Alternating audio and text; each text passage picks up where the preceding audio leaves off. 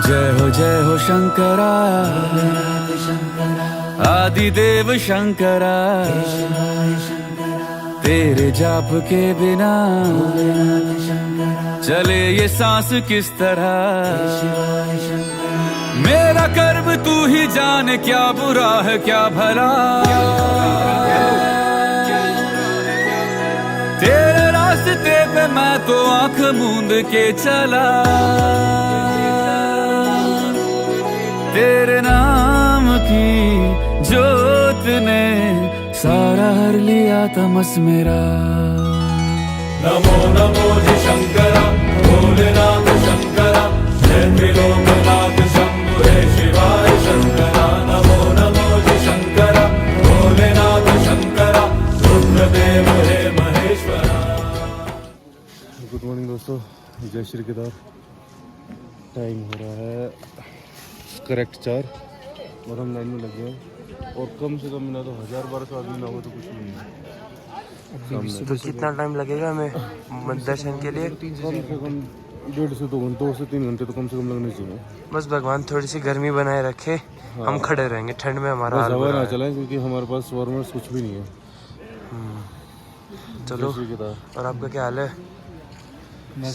तोलियो ने जान बचा रखी है ना, तोलियो ने जान बचा रखी है, मेरी भी और भैया की भी।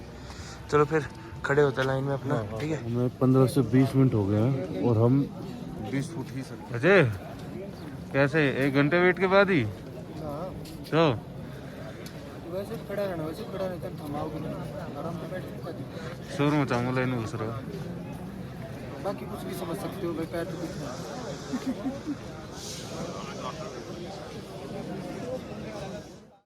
जी क्या हाल है आपके? हम सुबह 4 बजे आए थे अच्छा, और टाइम कितना हो गया? टाइम हो गया 6 लगभग 6:15 हो गया। अच्छा 6:15 हो गए। कोई नहीं, आप तो पहुंच जाएंगे, भगवान बुला रहे हैं हमें। 2.5-3 घंटे का बोला था, 2.5-3 घंटे में नंबर आ जाएगा। इनका बैग कितना प्यारा है ना, ऐसे बैग तो कई सारे ले चलो। चलो जी, हर हर महादेव। 4 बजे से लाइन में आ गए थे, उसके काफ़ी देर के वेट के बाद हम चबूतरे पर चढ़े हैं। भीड़ लाइन, अगर 1 किलोमीटर की लाइन नहीं है तो कुछ भी नहीं है। कोई नहीं, हर हर महादेव। हर हर महादेव। जय श्री केदार, जय श्री केदार, जय श्री केदार। बढ़ो आगे बढ़ो, आगे बढ़ो। फाइनली मंदिर के सामने लाइन बहुत ऊंची है और ये तीनों तरफ पहाड़ से घिरा हुआ भगवान श्री केदारनाथ का मंदिर। हाँ जी भैया, वो कहाँ है नंदी जी? नंदी जी देखो वहाँ सामने है, वहाँ सामने है, दिखेंगे नंदी जी की जगह है। फोटो में तो बहुत बड़े दिखते थे। ऐसा ही होता है। और ठीक मंदिर के पीछे आदि गुरु श्री शंकराचार्य जी की मूर्ति स्थापना, जिनका उद्घाटन शायद मोदी जी ने ही किया था। शंकराचार्य जी के बारे में कुछ बताइए। उपनिषदों का भाष्य क्या? एकादश उपनिषद जो है हमारे 11 उपनिषद है हमारे ईश के इनकट, ये सारे उपनिषदों का भाष्य किया गीता प्रेस गोरखपुर से ये निकल रहे हैं। जितना मैंने अध्ययन किया, मैंने देखा कि ये एक बिल्कुल हमारी तरह ही सरल व्यक्ति थे। इन्होंने जांच पड़ताल की कि गलती कहाँ हो रही है, किस जगह पे गलती है। एक सीधे साधे व्यक्ति की, जब मैंने उनका इतिहास पढ़ा बचपन से, वो क्या सोच रहे हैं हम तो देख रहे हैं, यहाँ का तो बच्चा वही तो सोच रहा है। बस ये है कि बच्चा ना और काम में लग जाता है धीरे धीरे। इन्होंने गंभीरता से ले लिया इस बात को। इन्होंने कहा नहीं 2 काम नहीं, यही काम करूंगा मैं। तो जो हम करते आ रहे थे, उन्होंने इसके पीछे शायद इसके पीछे का लॉजिक भी बताया। वर्तमान यहाँ इनको मानने वाले विद्वान लोग हैं, जिन्होंने स्कूलों में पढ़ाई पढ़ी है। सरस्वती को मानने वाले लोग शंकराचार्य जी की बातों को समझ सकते हैं, जबकि ब्रह्म कुमारी वाले उसमें यह है कि करो 10-10 साल रुको। अधिकतर स्त्रियों का, महिलाओं के लिए जो है ब्रह्म कुमारी वालों का है मुख्य है। और आर्य समाज की भी हालत जो है संदेह में आ रखी है। टकरा रहे हैं, हिंदू से टकराएगा तो फिर संदेह में तो आएगा। तो मैं खुद भी अपने समय में शंकराचार्य जी की मैंने बातों को सुना, उनकी बातों को, मुझे लगा कि अरे ये शंकराचार्य जी नहीं बोल रहे तो हम खुद ही बोल रहे हैं, ये हमारा ही रूप, ये कहाँ से आ गया। किंतु फिर एक बात और भी समझ में आई, फिर समझ में आई कि क्या शंकराचार्य जी अपना सामान लेकर दुनिया को बता रहे हैं या ये कहीं से स्रोत लेके आए, जैसे कहते हैं कि गंगोत्री से जल लेकर हमने चढ़ाया। तो शंकराचार्य जी की गंगोत्री कहाँ थी, ये बात जब हम अध्ययन कर रहे थे, क्योंकि हमें भी लालच आ गया, मैं इनका इतना अच्छी चीज़ है तो भाई अब हम भी क्यों नहीं इसमें डुबकी लगाएं। और ये परिणाम हुआ कि आज हम भी उस पथ में आ ही गए। जब सारी चीज़ें समझ में ही आ गई तो इनके पास से जो बात आई, क्योंकि गंगोत्री जो है इनकी वो हमारे वेदव्यास जी के पास ही गई है। जो हमारी सनातन धर्म की परंपरा है ना, उसकी जो ज्ञान की ठेकेदारी जो है कलयुग में भगवान विष्णु के 24 अवतारों में महर्षि वेदव्यास जी की गिनती होती है। 24वें अवतारों के अंदर श्रीमद् भागवत के आप प्रथम स्कंद के अंदर देखेंगे, लिस्ट पूरी दे रखी है कि भगवान विष्णु ने कौन कौन से अवतार लिए जनता की रक्षा के लिए, कल्याण के लिए। उसमें एक वांग्मय अवतार, कहते हैं शब्द अवतार भी हुआ, जैसे राम जी वो अवतार हुए राजा के रूप में, श्री कृष्ण प्रेम अवतार हुए, तो शब्द रूप में अवतार किसने लिया, तो भगवान विष्णु का वेदव्यास रूप से अवतार हुआ। अब शंकराचार्य जी ने काशी में आकर वेदव्यास जी का अध्ययन किया, हमारे 18 पुराणों का। देखिए पता है क्या, नहीं अलग नहीं है वो बात, ठीक है। कहते हैं कि देखो 24 अवतार हमारे ना शास्त्र की एक बहुत बड़ी समस्या है कि बात तो इतने बड़े संसार पे बातचीत करनी है तो क्या वो थोड़े में बातचीत हो जाएगी, नहीं हो पाएगी। अगर ज़्यादा बातचीत की तो पन्ने भी ज़्यादा लग जाएंगे। तो वेदव्यास जी ने दोनों व्यवस्थाएं करी, कह रहे हैं कि ऐसा है, अब पन्ने तो ज़्यादा लगे इसको पढ़ने वाले का समय भी ज़्यादा लगेगा। अब वो कि अगर कोई नया व्यक्ति है उसके सामने पूरा ग्रंथ रख दिया जाए 24,000 का, वो तो पहले से वहीं से खिसकेगा कि ये तो 24,000 पढ़ना पड़ेगा, लग गया मेरा इस साल। वेदव्यास जी को चिंता हुई कि जो बिल्कुल ही निरे मूड हो रहे हैं उनके लिए भी रास्ता खोलूँ मैं। तो उन्होंने संक्षेप में और विस्तार में दोनों तरह से व्यवस्था की है। गीता के रूप में संक्षेप में कर दी, उपनिषदों के रूप में कितने पतले पतले उपनिषद आप देखेंगे, 5 पन्ने का उपनिषद, 4 पन्ने का उपनिषद, ईशावास्य उपनिषद, तो और भी 11 मंत्र हैं उसके अंदर। तो आप बताइए, अब जो लोग ये कह रहे हैं कि अब हमें विस्तार भी बताओ, हम उनमें आ गए कि हमें ये संक्षेप पसंद आया आपका। यही बात फिर आपकी उस पर बात आ रही है कि आप कह रहे 9 है, तो जब थोड़े में बताई जाए, 1 मिनट में सुनना है तो 9 बता दो। कह रहे अच्छा अब तुम समय है, अब खुल के बात करते हैं। 24 अवतार जल्दी से कहते हैं, शंकर जी के ये हनुमान जी 11, ये जो 11वें अवतार है, एक लाइन में बात खत्म हो गई। देखो जिसके पास समय नहीं, अब वो कहे कि 11वें हैं तो फिर 10वां भी बताओ, 9वां भी बताओ, बात फिर लंबी, जिसकी जानने की इच्छा होगी वो चर्चा में और आगे आएगा। तो इसी प्रकार से भगवत गीता की रचना भी हुई 700 श्लोकों में, और श्रीमद् भागवत की 18,000 श्लोकों में भी रचना हुई। दोनों ही विष्णु भगवान की हैं, कहाँ 700 श्लोक, कहाँ 18,000 श्लोक। तो शंकराचार्य जी ने चले थे ये दक्षिण भारत से। देखिए भक्ति का जो जन्म माना जाता है वो दक्षिण भारतीय माना जाता है, और श्रीमद् भागवत ने इसके स्पष्टीकरण कर दिए। ये वहीं से चले, किंतु इन्हें संतोष नहीं हो रहा था, क्योंकि वो वहाँ से चले और जब यहाँ आकर उन्होंने माहौल देखा काशी वगैरह में, तो यहाँ दूसरा ही माहौल था। यहाँ उन्होंने पुराणों का अध्ययन किया बाकायदा। तो पुराणों का अध्ययन का मतलब है वेदव्यास जी का अध्ययन करना, मतलब विष्णु भगवान के वांग्मय रूप का अध्ययन करना। आगे उसी लाइन पर आ गए घूम फिर के। अब ये जो दूरी थी कि शंकराचार्य जी को तो हम कुछ और समझ रहे हैं, कोई संत है, कोई संगठन होगा जैसे आर्य समाज का संगठन है, अब ये दूरी खत्म हो गई। अब तो जो वेदव्यास, अब ये एक बात बताइए, जितने यहाँ मंदिर में पुजारी लोग ये जो पूजा करा रहे हैं, या पूरे भारत में जो ब्राह्मण लोग पूजा कराने का साहस करते हैं, हमको आम व्यक्ति साहस नहीं कर सकता पूजा कराने का। कितनी बड़ी बात है कि हम आपकी पूजा कराते हैं, ये भार लेते हैं।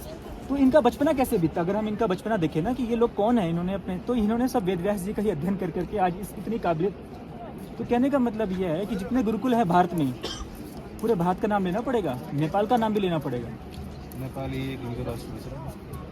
कुछ नहीं बच रहा, जाके देखिए वहाँ पर बुरी तरह से खराब है।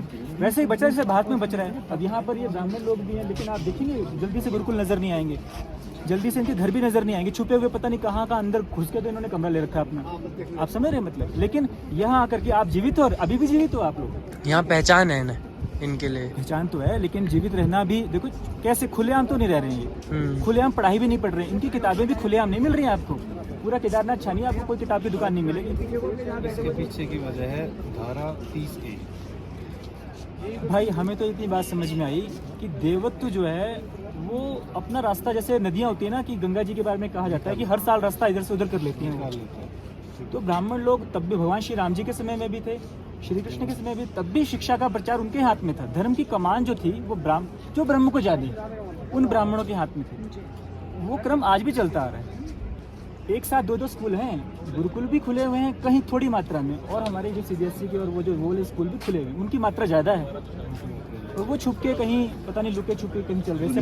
पतंजलि का नाम, पतंजलि वालों के गुरुकुल सुनने में, गुरुकुल कांगड़ी हरिद्वार का नाम सुनने में आ रहा है। तो कहने का मतलब है कि शंकराचार्य जी घूम फिर के आए उसी पथ पे जो विष्णु जी ने स्वयं स्थापित किया था कि भाई अगर अध्यात्म के पथ पे जाना है, देवीय लोगों को, आश्री लोगों के लिए व्यवस्था नहीं है विष्णु भगवान की, उनके लिए अलग दूसरे हैं ना, दूसरे धर्म है उनके लिए, वो उधर जाएं। भगवत गीता में स्पष्ट कर दिया है कि मैंने सारी सृष्टि को 2 भागों में बांट दिया, दैवीय और आसुरी। ये भगवत गीता के 10वें अध्याय में उन्होंने स्पष्ट कर दिया। फिर हम अपनी पहचान कर लें कि अगर सारी सृष्टि 2 भागों में बटी हुई है तो फिर हमारा दल कौन सा है। फिर लक्षण गिनवा दिया भगवान ने 11वें अध्याय में बाद में कि जो दैवीय प्रजाति होगी वो ये खाएंगे, ये पहनेंगे, वो देवताओं की पूजा करेंगे। अब आप अपने से मिला लीजिए कि हम क्या क्या खा रहे हैं, देवी देवताओं की पूजा कर रहे हैं, तो हमारी अपना जो दल है वो निश्चित हो जाएगा। दल निश्चित होते ही हमें पता लगा रहे हम तो देवी थे तो फिर वांग में अवतार के पीछे जाओ। शंकराचार्य जी ने यही काम किया। उपनिषदों, रामायण, पुराण सारा कुछ उन्होंने अध्ययन किया और निष्कर्ष निकाला कि अरे भाई श्री कृष्ण को भजो, इनके पीछे जाओ, इनके बिना रास्ता नहीं मिलेगा। तो जब हमें पता लगी कि ये बात की शंकराचार्य जी ने ऐसी बात कही है श्री कृष्ण ने, तो तब तक हमें भी नहीं पता था क्योंकि स्कूलों में तो ये सब नहीं है, श्री कृष्ण का महात्म्य कहाँ है। तो फिर स्वतंत्र रूप से हमने इसका अध्ययन किया कि भाई श्री कृष्ण के पीछे, जबकि मैं उसी भूमि से हूँ, मैं उसी भूमि से होने पर भी एक चक्रव्यूह, काल के चक्रव्यूह से हम श्री कृष्ण से दूर हो गए, श्री राम जी से दूर हो गए। किंतु ये घूम के लंबे रास्ते से फिर हमने फिर खोज की, फिर पता लगा कि श्रीमद् भागवत का हल्ला हर जगह पे हो रखा है। फिर उसका अध्ययन किया गया, फिर पता लगा अरे तो सारी बात बनती जा रही है। लेकिन इसमें एक बात सामने आई कि ये शंकराचार्य जी और हम, चाहे कोई भी साधु है, जब तक अनन्य समर्पण नहीं करोगे तब तक अध्यात्म का मार्ग प्रकाशित नहीं होता है। ये भगवान ने सोने के पत्तों से, पता नहीं कौन कौन सी माया के पत्तों से ढका हुआ है। कोई साहसी व्यक्ति प्रणाम भगवान की तरफ करते हैं, तब धीरे धीरे, क्योंकि अब तक ये कहते हैं बहुत समय से नाली में अगर कचरा साफ ना हो तो तुम एकदम से करने लगो तो सारा कचरा एकदम से नहीं साफ होता। धीरे धीरे, आज कुछ करोगे, कल कुछ करोगे, धीरे धीरे फिर वो पूरी नाली साफ हो जाती है। 11 चीजें जब आप धीरे धीरे समर्पित करते, धीरे धीरे, मुझे 10 साल के लगभग हो गए समर्पण करते हुए। 10 साल में मैं इस निष्कर्ष पे पहुंचा हूँ कि हाँ भाई, भगवान का अध्यात्म गलत नहीं है। ये है, हम इतने मैले हैं कि मिटाते जा रहे हैं बार बार रबड़ से, फिर भी हमारा मैल साफ नहीं हो रहा है। एक बात बताइए, जब मोह में बात आई समर्पण की, फैमिली का सेक्रीफाइस कैसे किया? करने की जरूरत ही नहीं है ना। एक बात बताओ, नौकरी के लिए, काम करने के लिए घर से सुबह बाहर निकलते हैं, निकलते? वही पूछना। काम करने के लिए हमें, अगर हम घर में बैठे रहे, हम भले ही अपने पिताजी के बेटे हों या माताजी के बेटे हों, आप घर में बैठ के देखिए, वही माताजी पिताजी आपको जो है शत्रुद्र की तरह देखेंगे कि बेटा, मतलब बेटा होने का ये अर्थ नहीं है कि तुम घर का पालन पोषण नहीं करोगे। तो पिताजी इसका क्या मतलब है, अब घर से बाहर जाऊँ मैं, मतलब जाओ। अब उन्होंने ये नहीं कहा कि चले ही जाओ, वापस भी आओ, सामान लेके वापस आओ। तो लोग, सारी दुनिया, ये संन्यास का छोटा ही रूप है कि आप एक लक्ष्य को लेके अपने पिताजी को वहाँ, जीवन संन्यास है। जीवन भी एक तरह का संन्यास है, पर अपनी अदर फॉर्मेलिटी पूरी तरह से वो अदर पे चला गया। अब यहाँ आता है कि अभी भी आपको अपने एक लिमिटेशन होती है, वो छोटी चीज के लेके गया ना। वही सुनना चाह रहा था। अध्यात्म एक बड़ी उसके लिए है, लक्ष्य के लिए। तब भी आप एक उम्र के हिसाब से आपने सारे क्रियाकर्म बाजार में। तो दोस्तों, सुबह अपने दर्शन हो गए थे, अपने शंकराचार्य जी की समाधि में भी हो गए, और वहाँ आपने देखा एक बहुत ही बढ़िया, मतलब मैं कहूँगा जैनवन आदमी, संत बोले हैं और कुछ बोले, गुरुजी बोले, उनसे भी काफ़ी देर बात हुई। उसके बाद हम एक डेढ़ घंटे सो भी लिए हैं। अब टाइम है केदारनाथ और भगवान आपको पर डिपेंड है, आपको बुलाओगे जब भी बेस्ट, जैसे कि इस बार जो सडन प्लान बना और आ गए, बस भगवान बुला ले दोबारा। चलो फिर अभी का भी करते हैं, अब चलते हैं, अब मिलेंगे बद्रीनाथ के लिए। अब आज नीचे जाके जहाँ हम परसों से किया था वहाँ करेंगे, और कल हम बद्रीनाथ के लिए निकलेंगे। हर हर महादेव। हर हर महादेव, और रास्ते में जो भी होता है देखिए। हर हर महादेव।